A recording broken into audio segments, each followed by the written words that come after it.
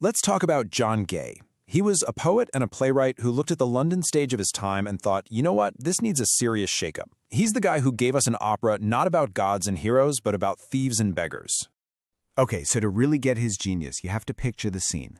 London, 1728. On one hand, you've got the main event in town, Italian opera. It was super elitist, all about mythological heroes, and sung in a language most people couldn't even understand.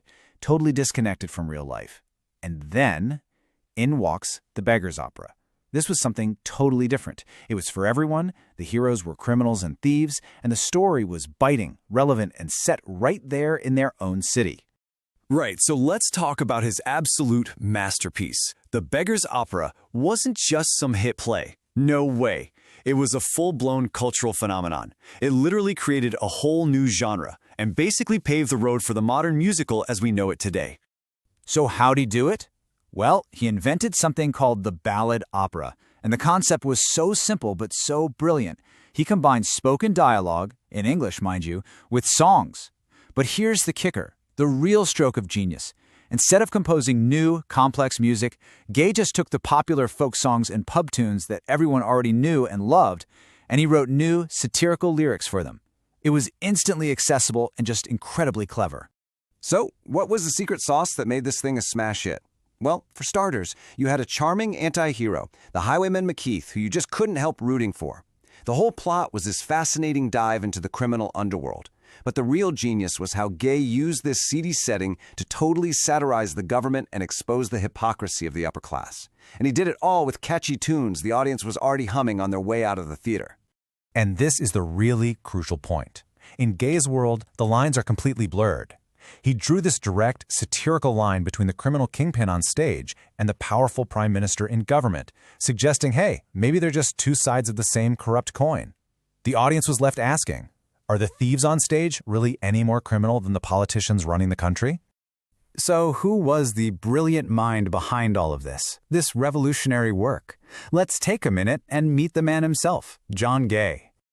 As you can see, Gay was writing right in the heart of early 18th century England. Now, this was a time of massive social and political change. You had new money, booming cities, and, widespread corruption. For a satirist like Gay, it was an absolute goldmine of material.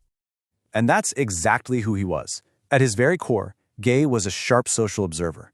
He saw all the absurdity and hypocrisy playing out around him, especially among the powerful, and he channeled that into everything he wrote. For him, humor wasn't just for laughs. It was his sharpest weapon. You know, the Beggar's Opera didn't just come out of nowhere. Long before that, back in 1716, Gay had already perfected his art of observing the world around him. He published this really unique and influential poem that just captured the chaotic, vibrant, and dangerous energy of London life. The poem was called Trivia, which is just great, and it was pretty much a satirical survival guide for the city walker. It was broken down into 3 parts. First, observe the streets. Second, navigate all the sights. And third, learn how to deal with the whole cast of characters you'd run into, from high-class ladies all the way to lowly pickpockets. But Gay's wit wasn't just confined to the city or the stage. He wasn't a one-trick pony. He had a whole toolkit of different genres he used to poke fun at human nature itself. And his range was really impressive. In the Shepherd's Week, he mocked those ridiculous, idealized poems about how perfect country life was. With his fables, he used animal characters to expose human greed and folly, kind of like a modern-day Aesop. For Gay, the world was a stage for absurdity, and no genre was safe from his satirical touch. Okay, so let's bring all of this together. Why are we still talking about a playwright from the 1700s? What is John Gay's lasting legacy? Well, his influence is immense. You can draw a direct line from the Beggar's Opera straight to the modern musical. But more than that, he proved that popular entertainment, catchy music, great drama, could be a vehicle for razor-sharp social commentary. He basically created a playbook for using art as political critique that people are still following today. And this is the ultimate takeaway here. The formula he perfected seems so familiar to us now, using popular culture to speak truth to power.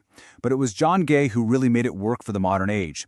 He took the music of the people and turned it into a weapon against the powerful, creating a blueprint for satire that echoes in everything from Hamilton to late-night comedy.